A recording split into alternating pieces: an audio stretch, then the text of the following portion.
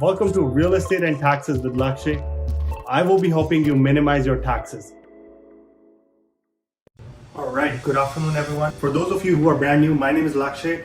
We have been providing accounting and bookkeeping services for the last 5 years. We have 2 offices, one in Brampton, one in Mississauga. So if you haven't had a chance to touch base with me or connect with me offline, feel free to contact me. The number and the addresses are on the screen now. And without further ado, let's get started. Welcome to my Tuesday session on real estate and taxes.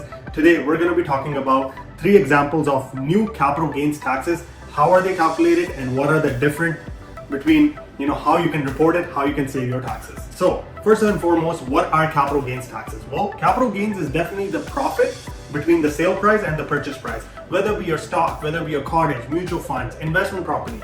Whenever you buy something at a lower price and you sell it at a higher price, the difference between the two is technically your capital gain. In our scenario, let's assume you bought a cottage for $750,000 and you sold it at $850,000. The $100,000 difference would technically be your capital gain for that year.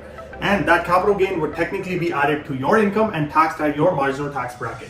So in this scenario, if it's $100,000, only 50% of capital gains are taxable in Canada. If we look at the example a little bit more in detail, how much taxes do I have to pay on $50,000 of capital gain? So let's assume if the capital gain was taxable capital gain is $50,000 and your personal income was $50,000, both of them combined would technically become $100,000 of total income for that year. On $100,000, there's 2 types of taxes you need to keep in account. Number 1 is federal portion. The number 2 is provincial portion. Since we're in Ontario, I've calculated the Ontario's provincial taxes, which is $7,700 roughly, and federal portion is $15,700. So combined, your total tax liability would be $23,000 for that year. Now let's look at what are the different types of federal tax rates. In Canada, as you make more money, you pay more taxes. That goes without saying. So the first $50,000 is 15%.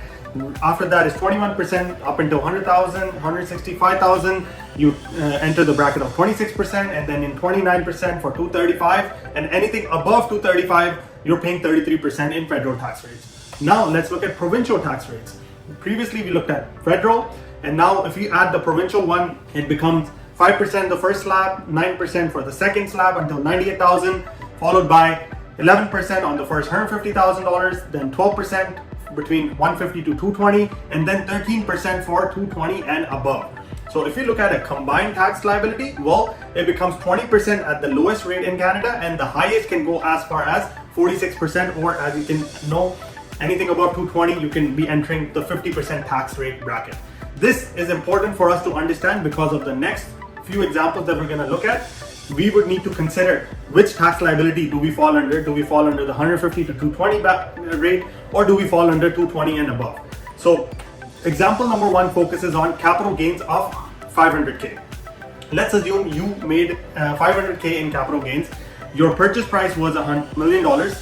Your selling price was $1.5 million. That means your capital gain is $500,000.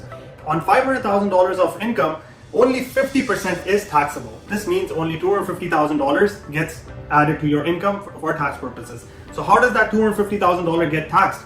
Assuming you had no other sources of income, on $250,000 you would have a federal portion of $59,246 that you would be paying, and provincial portion would be $25,000 plus the $10,000 surtax, which adds up to roughly $35,000. So $35,000 plus $59,000 works out to total tax liability of $94,678. This is taxes on $500,000 of capital gains. So on $500,000, you had roughly $100,000 of taxes that you would be paying.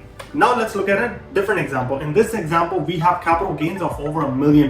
So this is before the changes, and then next slide will be what would happen if we were to do the same calculation after the change.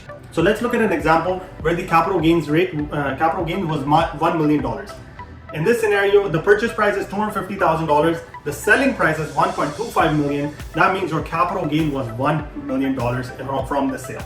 From the federal portion, that $500,000 would basically be taxed at $140,000, and from the provincial side, you're going to be on the hook for $86,000 of taxes. So 141 plus 86, you have a combined taxes of $227,000 approximately that you would need to be paying. What does this mean? This means if you were to make $1 million in capital gains and we were pretending to that this transaction happened before June 25, 2024, your capital gains would be $250,000, which is $225,000. Now, you understand that, on $1 million, you might be liable for $250,000, but what happens after the changes has been announced? Well, we're gonna be comparing the old method with the new method. In the old method, you're gonna have $1 million capital gain because your purchase price was $250,000, sale price is $1.25 million, your capital gain is $1 million. On that $1 million, you're gonna be liable to pay $500,000 in capital gains taxes, or out of which taxable capital gain is $500,000, out of which only $250,000 goes out to the CRA. So $1 million, $250,000 tax payable. This is the old method. On the new method, if you had $1 million of capital gain, you're gonna have to split the gain between two things. One is the capital gains above 250K and capital gains below 250K. In this scenario, I've broken it down between 750 and 250 in the new method.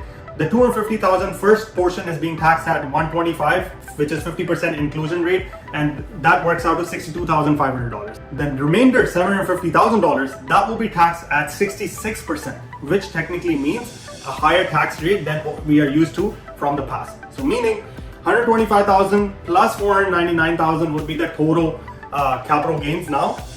With the change, 499 would technically be divided by 2, so which works out to roughly $249,000. So taxes at 50% is $62,500. Taxes at the new inclusion rate is $249,997. Works out to total tax liability of $312,000. So what is the difference between paying taxes the old way versus the paying taxes the new method? You have an additional tax liability of $62,497. That is the only difference that you see when you're filing your taxes. You might think that this might be significant, but if you ask me personally, they're only trying to tax people who are actually in the highest capital gains tax rate. Nobody is going to have over $1 million worth of capital gains, and also on such a significant amount. If you notice, it's only $62,000. It's not that significant. So some people might be thinking that, oh, we cannot invest in properties, or they might be encouraged to sell their property because of the additional tax rate. But let's be real. How many times have you seen $1 million worth of capital gain on property? This person would need to keep the property for pretty much like 20-30 years in order to see this kind of a capital gain. So I don't think it impacts most of the people.